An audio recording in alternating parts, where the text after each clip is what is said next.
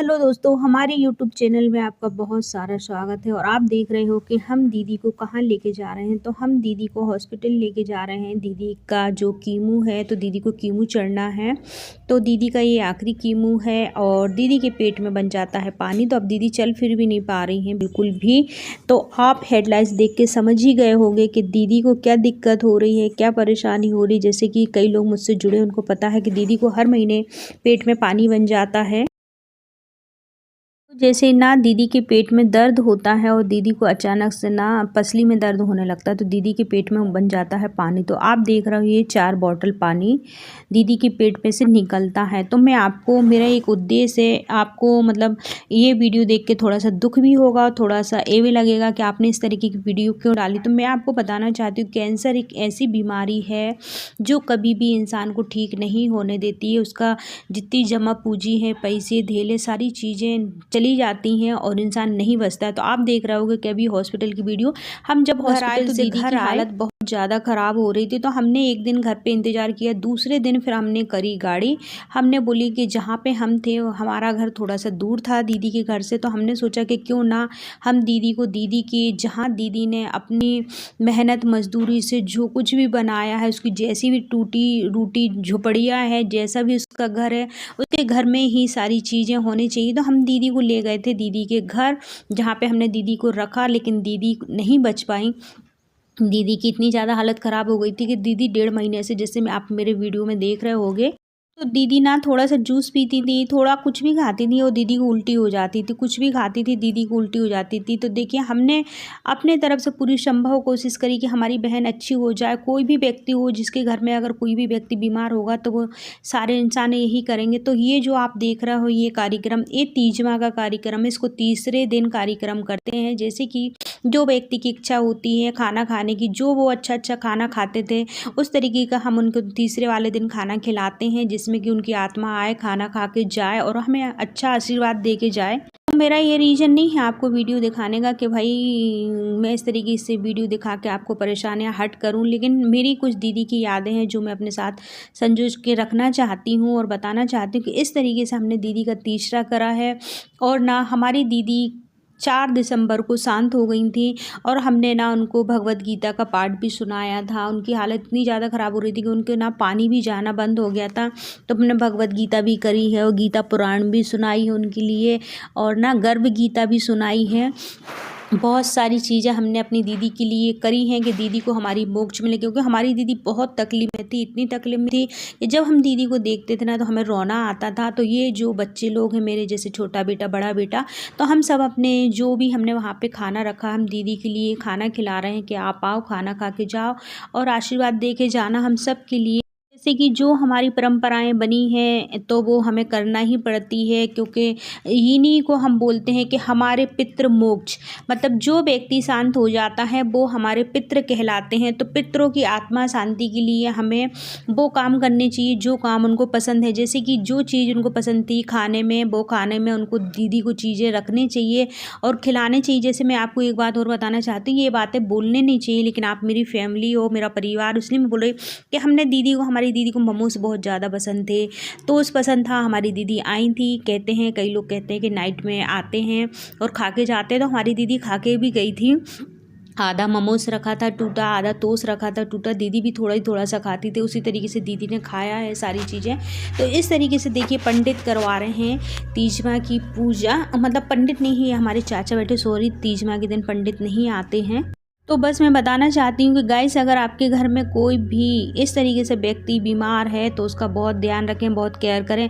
मैंने इतना केयर करा, मेरी दीदी शांत होने के बाद मैं बता नहीं सकती आपको कि मैं इतनी ज़्यादा, मतलब इस साइड में चाचा बैठे हैं, बड़ा भाई है, ये छोटा वाला बेटा है, और इन लोगों ने ना बाल दे दिए हैं। इसके ना तीजमा वाले दिन बाल उतरवा दिए थे। जैसे आपको पता है कि दीदी की लड़की है मिष्टी, और बाकी ये 2 बेटे दीदी के ही हैं, मेरे बेटे या दीदी के बेटे, बात एक ही है।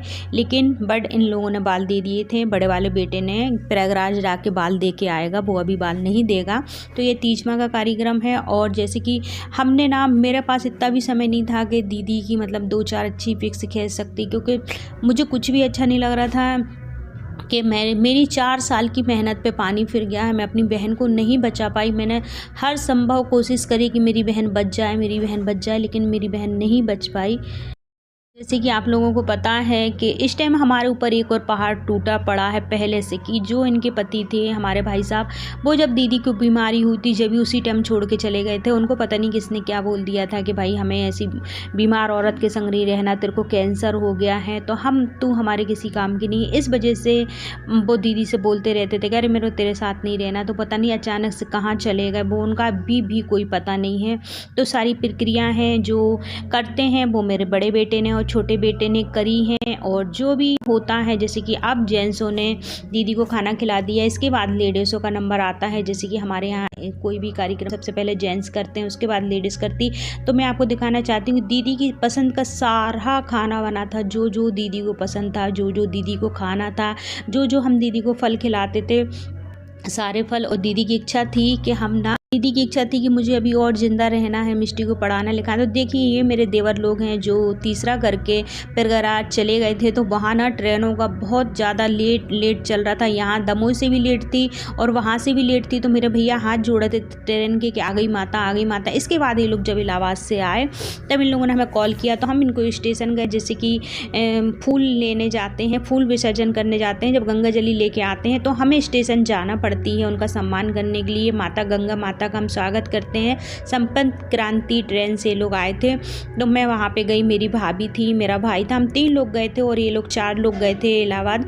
जैसे कि आप देख रहे हो ये मेरी भाभी है, मेरा भाई है और ट्रेन आ रही है। हम लोग कर रहे हैं अपने बच्चों का इंतज़ार कि कब ट्रेन में से उतरें।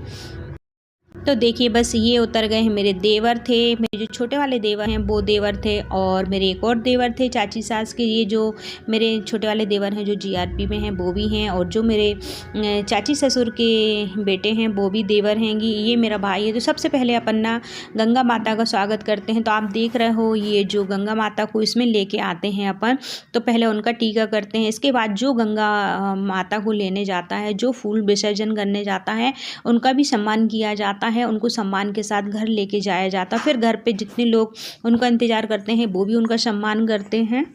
तो इस तरीके से गाइस आप लोग ज़रूर बताएं कि आप लोगों के यहाँ कैसा होता है। हमारे बुंदेलखंड में, जैसे कि हम बुंदेलखंड से हैं, दमोह से हैं, तो हमारे यहाँ तो ऐसा होता है।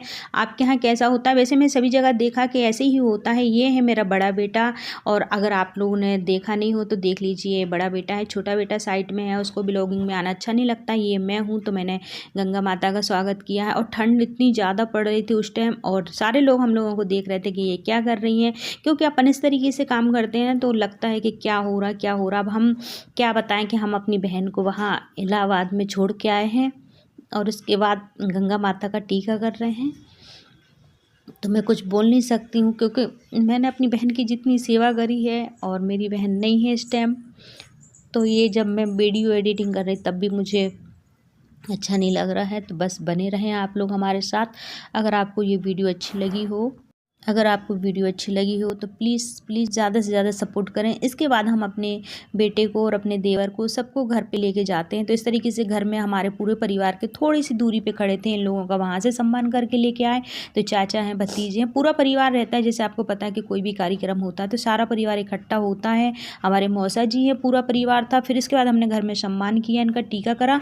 तो इस वीडियो का मैं यहीं पर अंत कर रही हूँ, क्योंकि हमने जो टीका रमन्ना करा उसका ब्लॉगिंग में मिस हो गया है मेरे से, कहीं पर मैं नहीं अपलोड कर पाई, उसके लिए सॉरी। तो इस तरीके से हमने इनका मान सम्मान किया, और ये 2 दिन के निकले थे तो इनके लिए चाय पानी का भी इंतजाम करना था। वीडियो अच्छी लगे तो लाइक शेयर जरूर करें। हर हर महादेव।